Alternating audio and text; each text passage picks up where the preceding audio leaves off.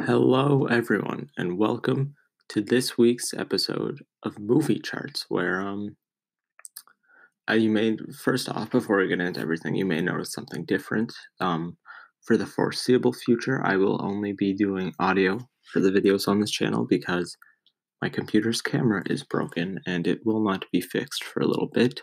So right now it's just audio and visuals instead of the camera.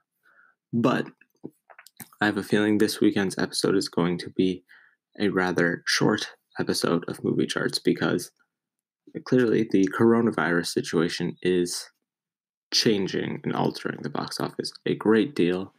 ComScore is calling the weekend at a total, all movies combined, made 55.3 million, which is lower than a lot of many films, like opening weekends. This is all movies that were released and in theaters this weekend together. And it is a 22-year low. The last time box office was this low for a weekend in the United States was the October 30th Halloween weekend when John Carpenter's Vampires led all the titles to 55.2 million, off by only 0.1 there, but still, obviously, the box office is extremely low this weekend. Honestly, I may have expected it to be even lower just because movie theaters are not an ideal place to be right now, and really, many businesses and public places are not an ideal place to be right now, and they are all going to suffer because of it. I believe I saw just before this that Real Cinemas is closing all of their theaters nationwide. So I would be surprised if AMC didn't follow suit. Maybe they haven't. I haven't, while I'm recording this, haven't seen that headline, but yeah, not looking like there's going to be much box office to cover for the following weeks, and we will talk about what we may do for movie charts during these empty weeks later on in the video. But the same thing pretty much overseas. Barely any business at all. It's pretty much the same worldwide as this is a pandemic, clearly. And it affected pretty much everywhere and every film. But starting off in the top 5, every film was down based on what the estimates were going into the weekend. It is hard to keep track of what is going on during this time. And it's a difficult situation and a weird time for the box office. Yeah, but first place was Disney's Onward, which got first place, but posted the biggest second weekend drop in Pixar history, which is, I don't think, any fault of its own, clearly, but it made 10.5 million, down 73%. That is a huge drop. For a 60.3 million 10-day domestic total, which once again is very bad for a film budget. I believe 175 million or higher.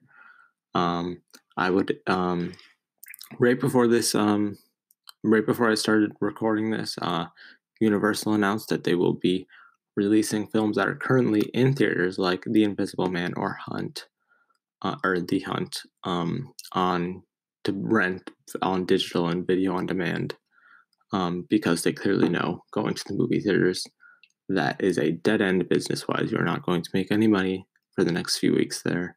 So they are dropping it early, which is, I think, exciting. And I would expect a similar thing to happen for Onward in pretty much any movie released in theaters right now.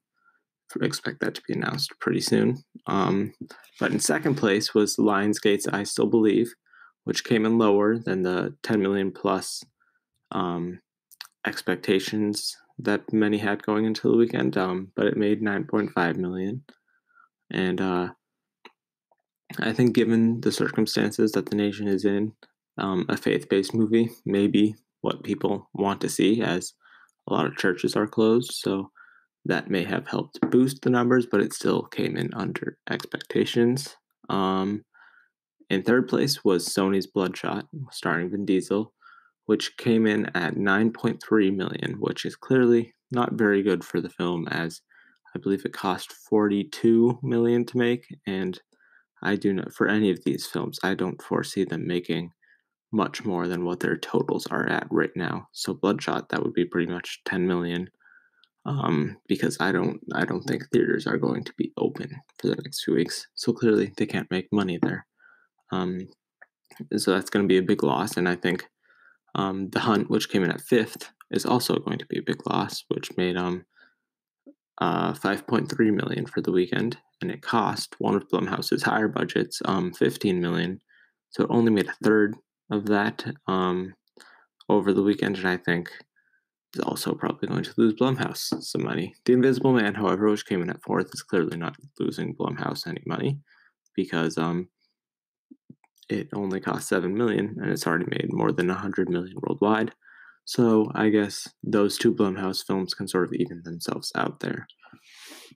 But that's really it for this weekend. There's not much to talk about because I don't think there aren't many good comparisons. Like last week, I compared Onward's opening weekend to other Pixar openings, but I honestly don't think you can compare any of these films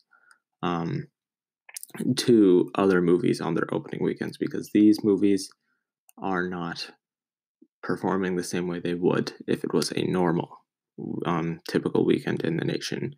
It is clearly not. So I will not be doing any comparisons this weekend, and until the situation is under control. Like I said before, I think maybe for upcoming episodes of movie charts, we can talk about where some of these postponed and delayed films may want to go for their release date.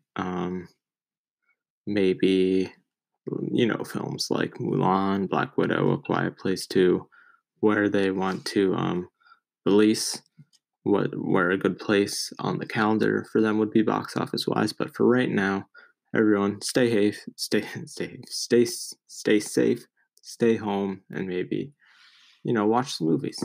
And that is it for right now. Thank you.